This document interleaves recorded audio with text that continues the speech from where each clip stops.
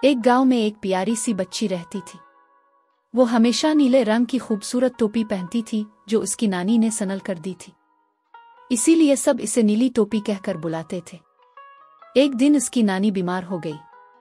नीली टोपी की माँ ने एक टोकरी तैयार की जिसमें मक्खन, केक और शहद रखा और बेटी से कहा, ये नानी के लिए ले जाओ, मगर सीधा रास्ता लेना।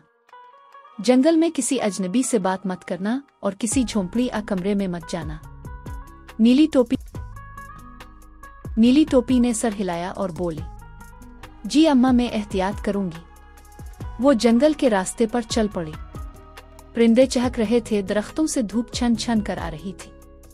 वो गाती हुई नानी के घर की तरफ बढ़ रही थी कि रास्ते में एक अजीब सी बो आई। साथ ही एक तरफ एक पुराना टूटा फूटा बोरा सा कमरा नजर आया। दरवाजा आधा खुला हुआ था और अंदर से एक अजीब सी औरत की आवाज आ रही थी, अरे प्यारी बच्ची, क्या तुम थक गई हो? आओ जरा बैठो, कुछ खा लो, मैं भी नानी हूं किसी की।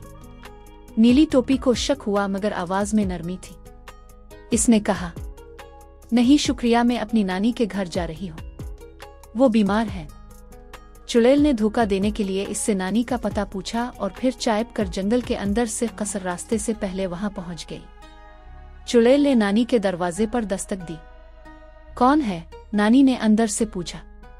मैं हूं नीली टोपी, चुड़ैल ने बच्ची की आवाज निकाली। नानी ने दरवाजा खोला और चुड़ैल फौरन इस पर झपट पड़ी। नानी को कैद करके अलमारी में बंद कर दिया और खुद उसके बिस्तर में लेट गई। इसने नानी की चादर ओढ़ी, चश्मा लगाया और खुद को छुपा लिया। कुछ देर बाद नीली टोपी आई।